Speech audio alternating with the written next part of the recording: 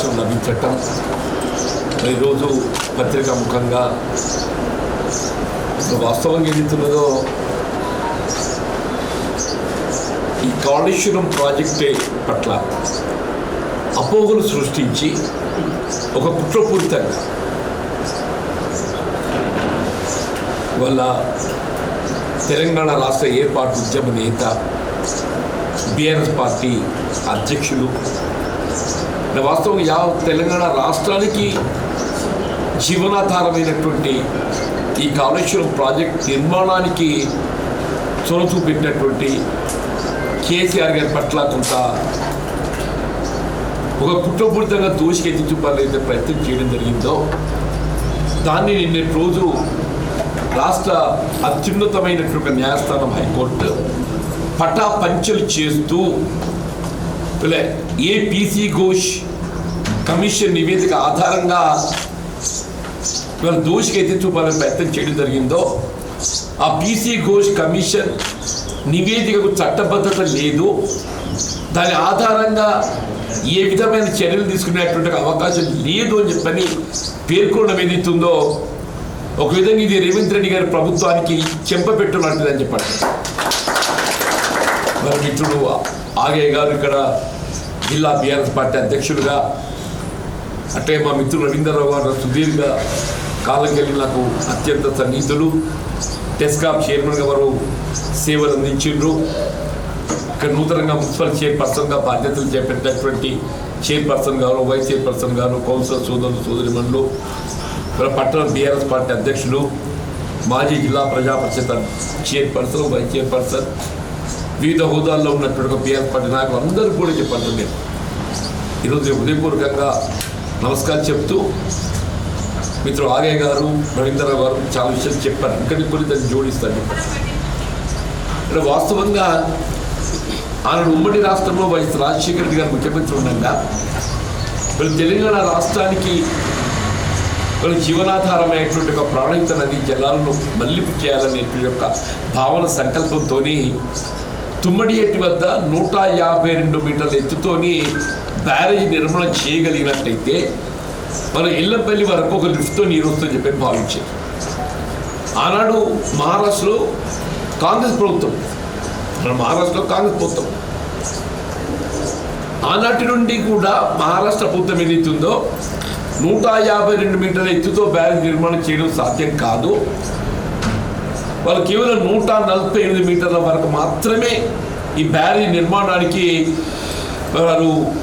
వారి యొక్క ఆమోదం తెలపడము, దాని పర్యవసానం ఏదైతుందో ఉమ్మడి రాష్ట్రంలో దశాబ్ద కాలం గడిచినా కానీ మనం కాలువలే తవ్వుకున్నాం, కానీ బ్యారేజ్ నిర్మాణానికి ఏదైతుందో వీళ్ళ పురోగతి ముందుకు పోలేకపోయినాం. మనం కారణం ఏంటంటే మహారాష్ట్ర ప్రభుత్వం 145 మీటర్లు మించి పైకి మనం బ్యారేజ్ నిర్మాణం చేయడానికి వారు అంగీకరించకపోవడం.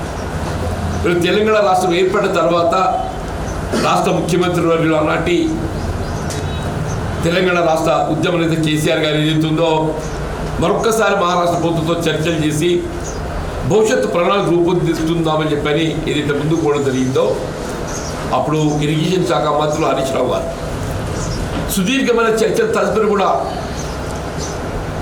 వీళ్ళు తుమ్మడియేటి వద్ద ఏ పరిస్థితులలో కూడా 148 మీటర్ల కంటే ఎత్తు పెంచుకోవడానికి మాత్రం వీల్లేదు, మీరు దిగువన నీరు ఎంత లభ్యత ఉన్నా వినియోగించుకోవద్దని చెప్పని మహారాష్ట్ర ఒక ఒప్పందానికి వచ్చింది. మనం తుమ్మడియేటి వద్ద 148 మీటర్ల ఎత్తుతో బ్యారేజ్ నిర్మాణానికి ఒకవైపు ఒప్పందం కుదుర్చుకుంటూ దిగువన మేడిగడ్డ వద్ద 100 మీటర్ల ఎత్తుతో, దిగువన మేడిగడ్డ వద్ద 100 మీటర్ల ఎత్తుతో అక్కడ ఛత్తీస్గఢ్ ప్రభుత్వంతో కానీ మహారాష్ట్ర ప్రభుత్వంతో కానీ ఏ విధమైన అభ్యంతరాలు లేకుండా ఇప్పుడు మనకు తుమ్మడియేటి వద్ద ఏదైతుందో కేవలం 60 TMC మాత్రమే నికర జలాలు పొందే అవకాశం ఉన్నది. తుమ్మడియేటి వద్ద కేవలం 60 TMC మాత్రమే నికర జలాలు పొందే అవకాశం ఉంది. అదే దిగువ మేడిగడ్డకు వస్తే 300 TMC పైన అక్కడ, ఎందుకంటే ఈ ప్రాణహిత తోడు మన గోదావరి నది జలాలు కూడా సంగమం కలుస్తాయి. మానేరు నది జలాలు కూడా కలిసే అవకాశం ఉంది అక్కడ. కాబట్టి అక్కడ మన పుష్కలంగా నీరు లభ్యత ఉన్నది. ఇప్పుడు మేడిగడ్డ వద్ద బ్యారేజ్ నిర్మాణం చేయడంతో మనకు ఒక 2 లిఫ్ట్లు అదనంగా మనం భారం పడుతుంది. కానీ ఈ 2 లిఫ్ట్ల అదనం భారం పడ్డప్పటికీ కూడా యావత్ తెలంగాణ రాష్ట్రాన్ని సస్యశ్యామలం చేసే విధంగా దాదాపు 37 లక్షల ఎకరాల నీటి లభ్యత సాగు, అట్లే త్రాగునీటి కొరకు, పారిశ్రామిక అవసరాల కొరకు, హైదరాబాద్ నగర అవసరాల కొరకు మనం ఇంతైనా నీరు పొందే అవకాశం ఉన్నట్టుగా మేడిగడ్డ వద్ద బ్యారేజ్ నిర్మాణం చేస్తే భవిష్యత్ తరాలకు మన గోదావరి నదీ జలాలపై హక్కు పొందబోతామని చెప్పి అంటున్నాడు.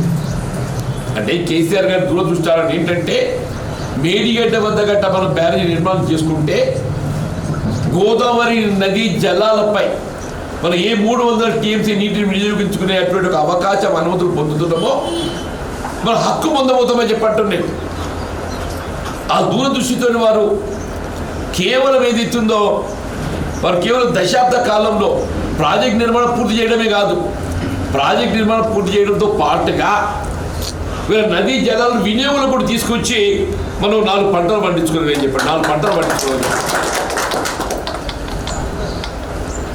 ఏదైతున్నదో మనకు తుమ్మడి ఏటి వద్ద నీరు లభ్యత ఆశించిన మేరకు లేకపోవటం, వీళ్ళ మేడిగడ్డ వద్ద నీరు ఏదైతుందో మనకు పుష్కలంగా లభించటం, ఇవన్నీ దృష్టిలో పెట్టుకొని వీళ్ళ జాతీయ వనరులు అంటే సిడబ్ల్యూసి అనుమతులకు అనుగుణంగా, సెంట్రల్ వాటర్ కమిషన్ అనుమతులకు అనుగుణంగా వీళ్ళ నిర్మాణం కూడా ఏదైతుందో మనం పవర్ ఫైనాన్స్ కార్పొరేషన్కి వెళ్ళి కొంత రుణ సదుపాయం పొందినమే.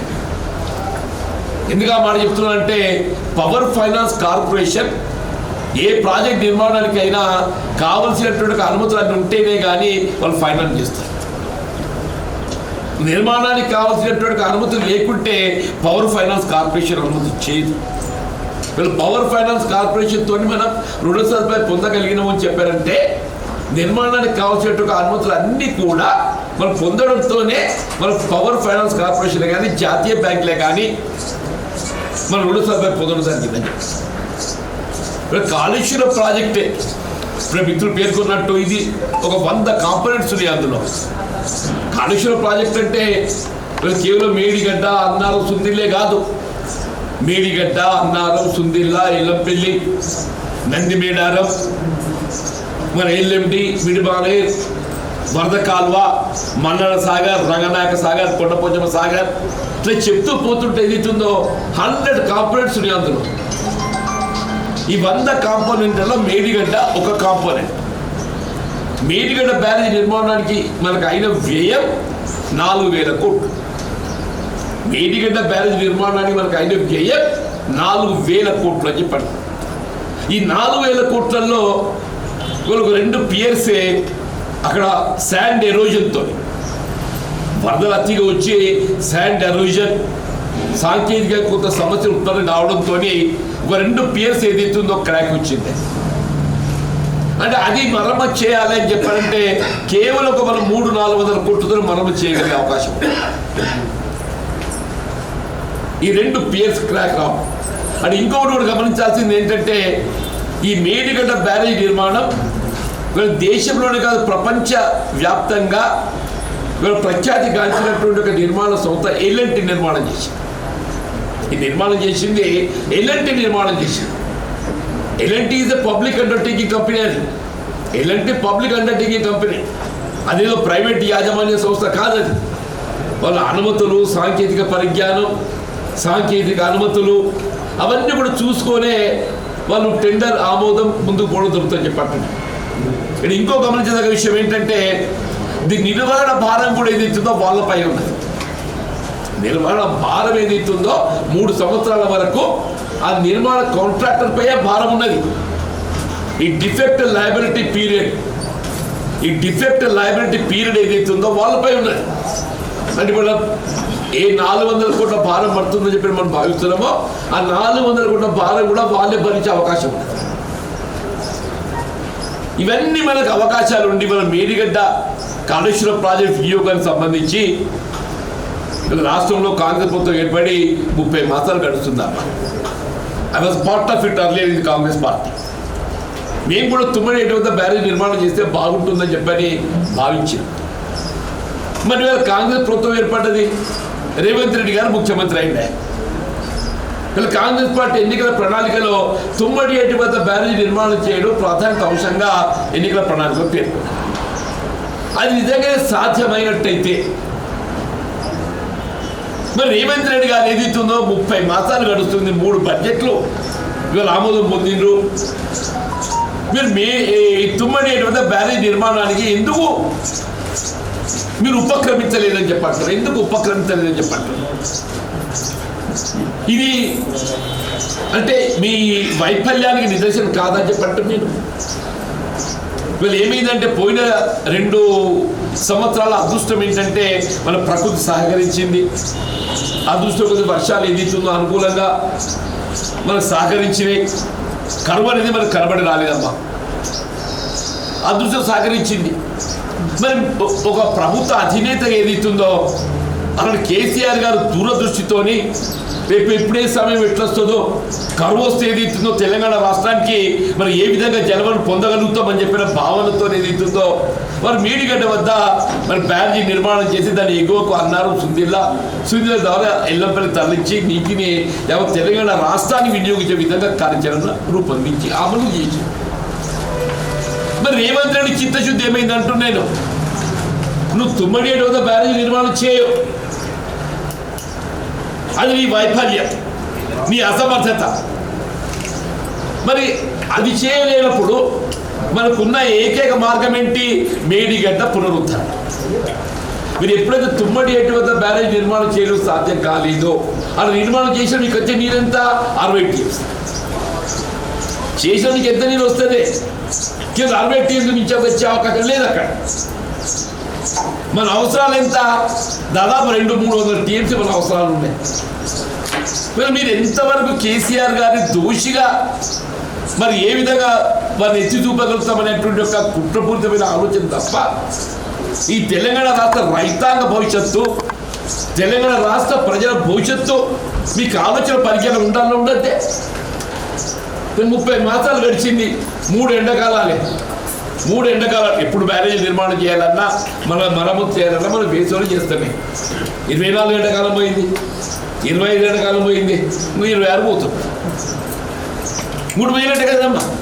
ఈ మిగిలినండి రెండింటికి ఒకటికి ఉన్నది మధ్యలో ఇంకోటికి ఎన్నికలు వస్తాయి, ఇంకోటి వచ్చేవరకు ఎన్నికలు వస్తాయి. ఇప్పుడు ఇంతవరకు సాయిల్ టెస్టింగ్ లేదన్న అంటారు. సాయిల్ టెస్టింగ్ లేదు, అది గమనించాలి. మరమ్మతులకు కావాల్సిన సాయిల్ టెస్టింగ్ కూడా చేయలేకపోయిందని చెప్పండి. నేను ఏ ఎన్డీఏఎస్ఏ సాకు తీసుకునే ప్రయత్నం చేసిండ్రో నేషనల్ డ్యామ్ సేఫ్టీ అథారిటీ వాళ్ళు సంవత్సరం కాల దాన్ని జాప్యం చేసిండ్రు. ఎన్డీఎస్ఏ రిపోర్ట్ ఏదైతుందో 2 మాసాలు ఇవ్వచ్చు అమ్మా. ఎన్డీఎస్ఏ రిపోర్ట్ 2 మాసాలు ఇవ్వచ్చు. వాళ్ళు 2 మాసాలు ఇవ్వాల్సిన రిపోర్ట్ ఏదైతుందో వాళ్ళు సంవత్సర కాలం తీసుకుంటారు.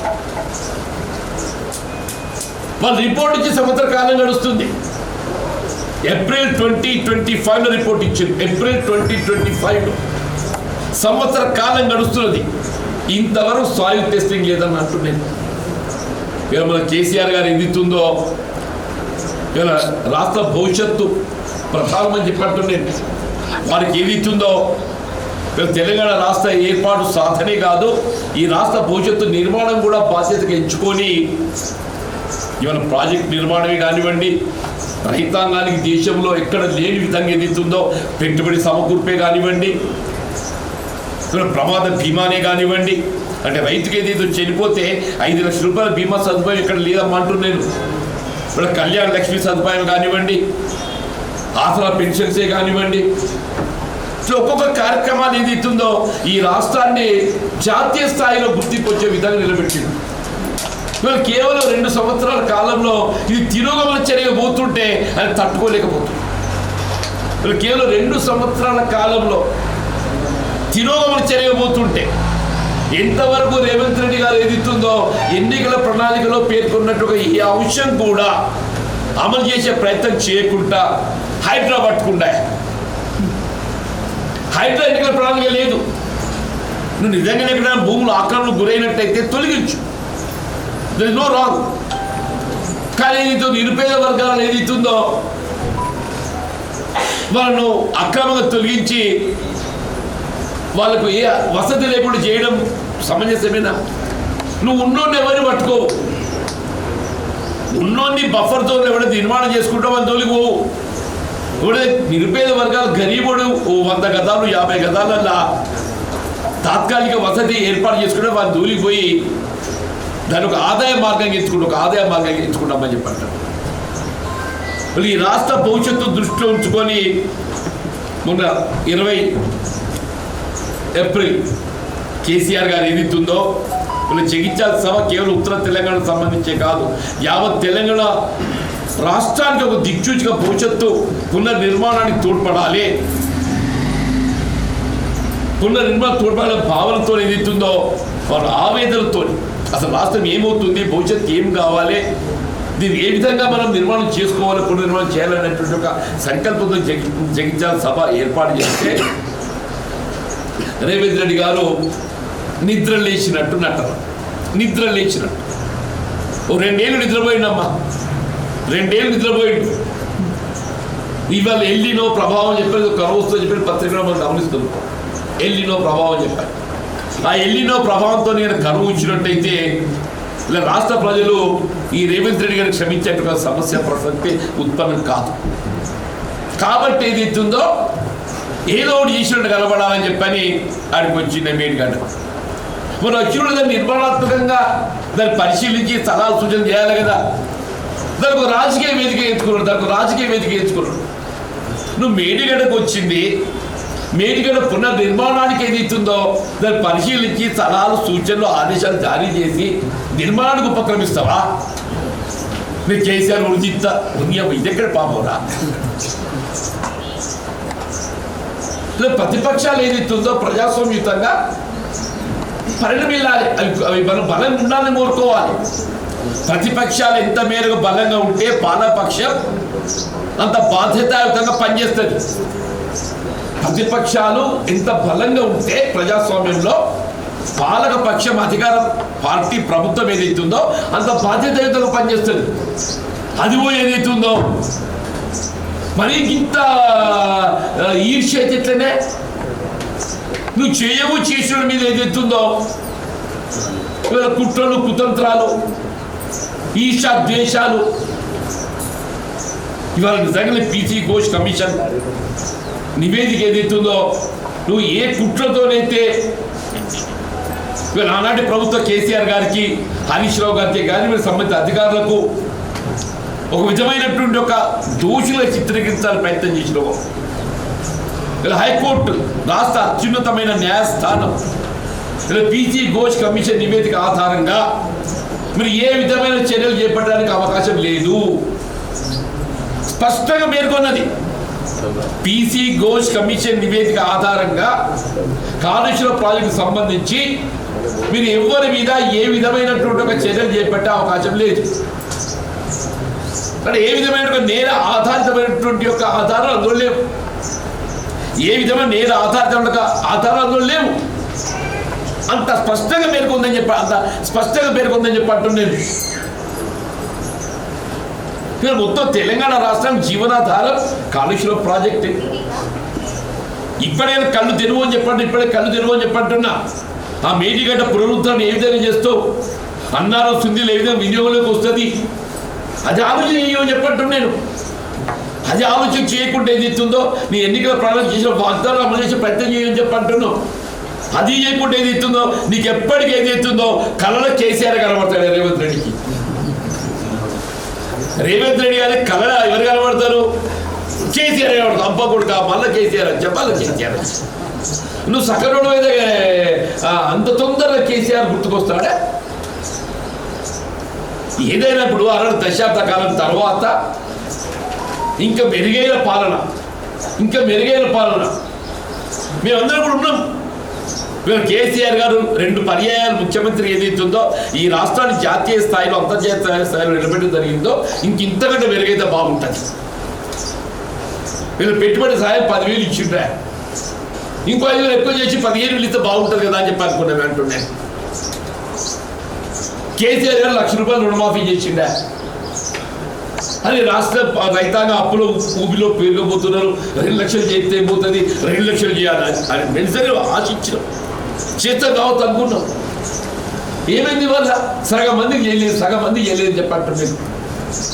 ఆడబిడ్డలు పెళ్లికి తోడ్పడితే ఎవరు ఆలోచించే విధంగా ఏదైతుందో ఆయన ₹1,00,000 చేస్తుంటే అది ₹1,00,000 అట్ట ఖర్చులుగా పోతుంది. మరి ఆడబిడ్డ పెళ్లికి పుస్తక బట్టలు కావాలి కదా, ఆడబిడ్డ పెళ్లి పుస్తక బట్టలు కావాలి కదనే. ఈ ₹1,00,000 ఏదైతుందో తల్లిదండ్రులు పెళ్లి ఖర్చులుగా పోతున్నాయి. మీకు తులం ఇస్తున్నారు, అందరూ సంబరపడ్డారు. నీ అమ్మ కేసీఆర్ ఏం చేసి ₹1,00,000 ఇస్తున్నాడు, కాంగ్రెస్లో ఇంక తులం బంగారం ఇస్తారట. పెన్షన్ ఏది ఇస్తున్నదో ఉమ్మడి రాష్ట్రంలో ₹200 ఉండని, ₹200 ఏది ఇస్తుందో ఆయన 2,000 చేసిండు. కేసీఆర్ గారు 2,000 ఉన్న పెన్షన్ 2,000 చేసి, 200 ఉన్న పెన్షన్ 2,000 చేసి. ఇప్పుడు 200 ఉన్న పెన్షన్ ఏది ఇస్తుందో మొదటి పర్యాయం 1,000 చేసిండు, మళ్ళీ 1,000 పెంచి 2,000 చేసిండు. కాంగ్రెస్ వస్తే 4,000 చేస్తామన్న ఆశల పండుగలో ఊరేగించడం అని చెప్పి అంటున్నాను. ఫీజు రియంబర్స్మెంట్ లేదు, నిరుపేద వర్గాలు, దళిత బిడ్డలు, బలహీన వర్గాలు ఏదిస్తుందో విద్యకు దూరం అవుతున్నారు. బలహీన వర్గాలకు ఏదిస్తుందో Jyotiba Phule residential schools, minority residential schools జిల్లా కేంద్రాలు చేసినప్పుడు అందరూ ఆశ్చర్యం వేయండు, ఇదేంద్ర అన్ని జిల్లాలు చేస్తున్నాడు. మా సిరిసిల్ల న్యాయవాదులు మీతో అందరూ ఉద్యమించారు సిరిసిల్ల జిల్లా కావాలని చెప్పని. ఇంకో దాని ఫలాన్ని ఇప్పుడు చూడండి అంటున్నా. ఇక్కడ వైద్య కళాశాల వచ్చింది, వైద్య ఆసుపత్రి వచ్చింది. ఇక్కడ వైద్య కళాశాల వచ్చింది, సూపర్ స్పెషాలిటీ వైద్య సేవలు పొందే విధంగా ఏదైతుందో ఆసుపత్రి నిర్మాణం చేసుకుంటామని చెప్పంటుంది. ఇక్కడ వ్యవసాయ కళాశాల వచ్చింది, ఇంజనీరింగ్ కళాశాల వచ్చింది, నాక్ శిక్షణ ట్రైనింగ్ సెంటర్ వచ్చింది. మిత్రుడు కేటీఆర్ గారు ఏదిస్తుందో ఈ ప్రాంతానికి ఇక్కడ ప్రాతినిధ్య వహించడంతో ఏదిస్తుందో సిరిసిల్ల వల్ల మొత్తం రాష్ట్రంలోనే అగ్రగామి నిలిపే విధంగా సిద్దిపేటను, రాష్ట్రంలోనే అగ్రగామి నిలిపే విధంగా సిద్దిపేటను అభివృద్ధి చేస్తున్నారని చెప్పండి. ఇవన్నీ మీరు హర్షించాలి, హర్షించాలి. అది ఏదైతుందో వీళ్ళు శాపనార్థులు పెట్టేటట్టు ఆలోచన చేసేటనే. ఇప్పటికే నేను పీసీ ఘోష్ కమిషన్ నివేదిక చెల్లుబాటు కాదు, దాని ఆధారంగా ఏ విధంగా చర్యలు తీసుకోవడం సాధ్యం కాదు, హైకోర్టు సుస్పష్టంగా పేర్కొనని చెప్పంటారు. మీ శాపనార్థాలు ఏదైతుందో, మీ కుతంత్రాలకు ఏదైతుందో తెరబడ్డది. దాన్ని జయించాల తెలంగాణ రాష్ట్ర ప్రజానీకాన్ని ఏదైతుందో జాగృతి చేయాలో, వాస్తవం తెలియజేయాలని చెప్పని ఈ పత్రికా సమావేశాన్ని ఏర్పడుతుందని చెప్పండి. ఏదైనా భవిష్యత్తు తెలంగాణ కేసీఆర్ గారితో ఉందని చెప్పండి. భవిష్యత్తు తెలంగాణ రాష్ట్రం కేసీఆర్ గారితో ఉందని చెప్పండి. నాకైతే సుదీర్ఘ ప్రజాజీవితం 4 దశాబ్దాలు నేను నాకు 4 ముఖ్యమంత్రులు చూసిన, 5 ముఖ్యమంత్రులు చూసిన. 2 సంవత్సరాలుగా మార్పు కావాలని కోరుకున్నట్టుగా ముఖ్యమంత్రి అనేది చూడలేదు. ఊరిలో 4 ఏళ్ళు గడిస్తే ఇదంతా ఏటో కనబడుతుందా, ఈయనకంటే మంచి లేదు ఈ రాజ్యం, కొత్త రాజ్యం కావాలని కోరుకుంటారు, తప్పలేదు దాన్ని. ఈడేంది రేవంత్ రెడ్డి పాపం వచ్చినట్టు, పిషన్ వచ్చినట్టు 2 ఏళ్ళకి ఏదైతే అబ్బాయి ఈడు పోవాలి రేవంత్ రెడ్డి, కేసీఆర్ గారు రావాలి. ఇక ప్రజలు నాలుగు ఇట్లయిపోయింది కదా అని చెప్పంటే మీరు ఎవరి గుండె తట్టండి, ఎవరి గుండె తట్టండి. ఏ పల్లెకన పొండాడు ఒకటే నినాదం వస్తుంది, ఒకటి నినాదం కనబడుతుంది అంటున్నా. రేవంత్ రెడ్డి పోవాలి, కేసీఆర్ గారు రావాలి, బీఆర్ఎస్ పార్టీ పోవాలి, బీఆర్ఎస్ రావాలి, కాంగ్రెస్ పార్టీ పోవాలి. ఇది చెప్పండి అని అంటుండే. దయచేసి ఏదైతున్నదో మరి మిత్రుడు ఆగయ్య గారు, జిల్లా కాంగ్రెస్ పార్టీ అధ్యక్షులు వారు రవీంద్రరావు గారు నిర్వహించిన సమావేశం, నేను కూడా బాధ్యతాయుతంగా బీఆర్ఎస్ పార్టీలో చేరిన తదుపరి ఇక్కడ రావటం, మీ అందరికీ కలుసుకునే అవకాశాన్ని కల్పింపజేసినందుకు మీ అందరికీ హృదయపూర్వకంగా ధన్యవాదాలు చెప్తూ సెలవు తీసుకుంటాం. జై తెలంగాణ.